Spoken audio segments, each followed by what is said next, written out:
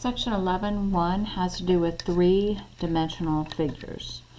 These are figures that have length, width, and height to them. So a definition of a plane is a two-dimensional flat surface that extends in all directions. So in other words, if you took this piece of paper and you extended this piece of paper in all directions, it would be a plane.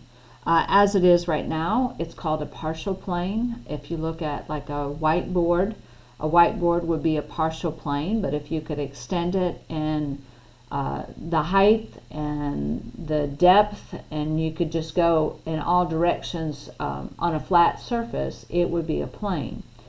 Intersecting planes form three-dimensional figures.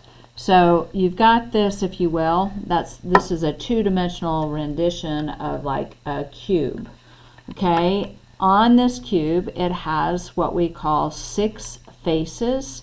And so the faces, and we will name them by the letters, we have face A, B, C, D, which is the top here, or the orange. On the bottom, if you go just directly opposite, so if you will, here and here, okay, I have E, F, G, and H. Okay, so that's the top and the bottom. And then if I do the front, I have C, D, H, G. If I do this side over here, I have A, D, H, E. If I do the back, I have A, B, E, F, and then I have just this one side over here to do. So I have B, C, F, G. Okay, so you have 6 faces. 1, 2, 3, 4, 5, 6. It's each side all the way around your cube. Your vertices are your corners. Okay, so I have vertice A, B, C, D, E, F, G, H. Okay, those are all your vertices. Then your edges are going to be lines. So this is an edge, this is an edge, this is an edge, this is an edge, this, and so forth. Okay, so everywhere you have a line on your cube, you have an edge. So I have AB, BC, CD, DA. Okay, that's all the way around the top. And then going down, you have AE, you have BF, you have CG, and you have DH. And then on the bottom, you have EF, you have FG, GH, and HE. And these are all, if you will, lines.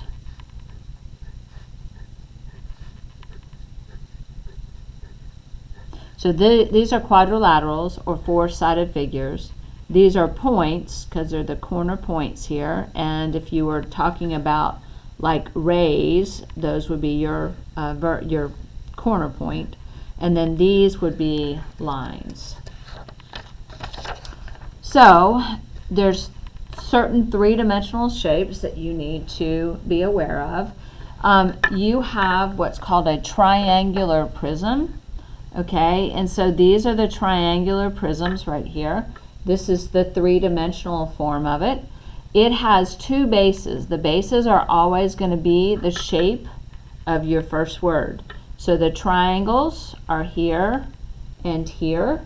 And so it doesn't go up to a point, so we call it a prism. So this is made up of 2 triangles and 1, 2, 3 rectangles. So your base is going to be your triangle. So it has 2 bases. Then you have what's called a rectangular prism, which you have a rectangle as your 2 bases, and then you have your 4 sides around it. Okay, so it again has 2 bases. Now truthfully, you could probably call it, if you will, a square prism. Okay, if you said this is a base and this is a base. So this one you can move around as opposed to that one. So those don't go up to a point, but the two that go up to a point are called pyramids. So if you look at the base of this, it has a triangle. It goes up to a point, so it's called a triangular pyramid. It will have one base to it, okay? That's your base. This is called a rectangular pyramid, or in this particular one, we could call it a square pyramid because the base is the square and it goes up to a point. So it has one base, goes up to a point. So you need to be able to distinguish between a triangular prism, a rectangular prism, a triangular pyramid, and a rectangular pyramid. Sample problems might be identifying different parts of this. So I want to identify what kind of shape this is. Well, the base is this red. You also would have another red on this side. So you see that that's a triangle. It does not go up to a point, so it's a triangular prism. It doesn't look like a pyramid. Triangular prism would be the identification of it. And if I want to name the bases, it would be the two triangles. So it would be triangle, so these are the bases. Triangle BCF, I don't have to have it in that order. And then this back triangle is triangle ADE. So those are your bases.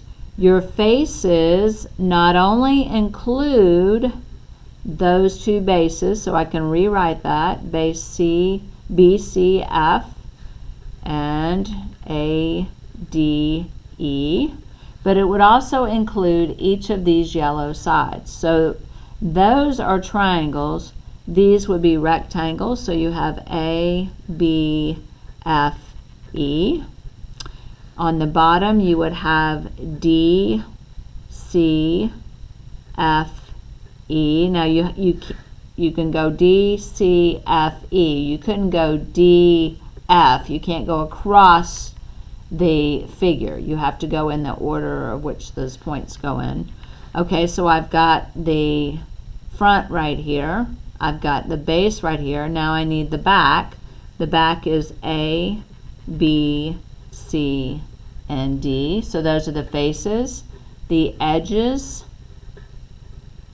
remember, are your lines. So you have A, B. You have E, F. You have D, C.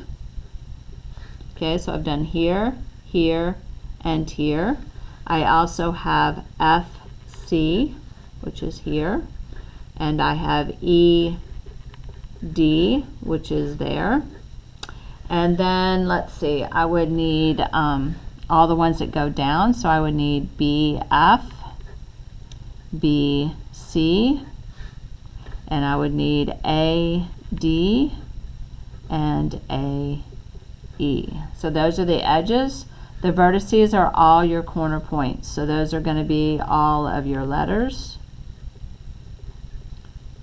So you have A, B, C, D, E, and F. Okay. All right, let's do another one. Okay, if you notice, the base on this is a triangle.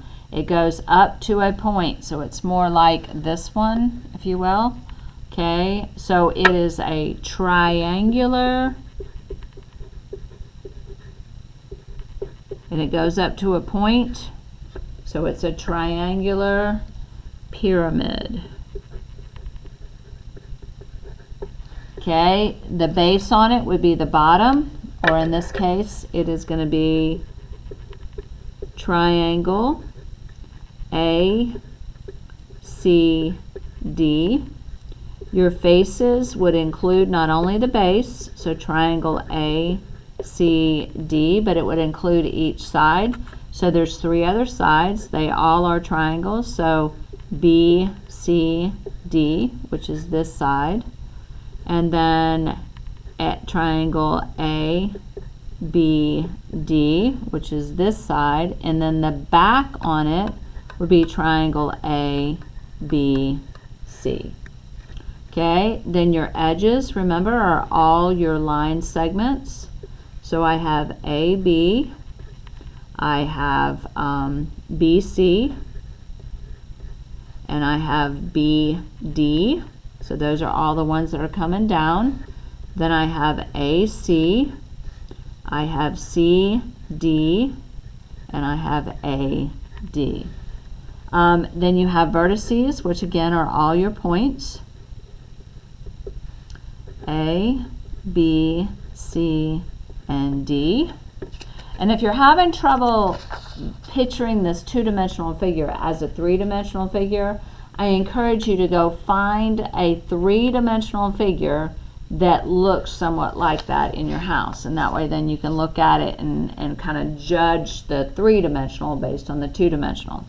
Okay, diagonals join or connect vertices that have no faces in common. So a diagonal here might be from A to G. Okay, A to G would be a diagonal. A is on this face, G is on this face. They don't have any faces in common. Skew lines are lines that are neither parallel nor intersecting. So, like for instance, AE would be skew to FG. So, like AE and FG, they never intersect and they're not parallel. You could, there's several more here. You have BH would be skew. So here's BH to maybe EF. Okay, there's numerous of them, but you're looking for lines that aren't parallel and they don't intersect. So it couldn't be like AD and BC because those are parallel. It couldn't be AD and DC because those intersect. So you're looking for lines that are neither parallel or intersecting, and that's considered a skew line. All right, your homework on this is page 559 through 560, 9 through 15 all.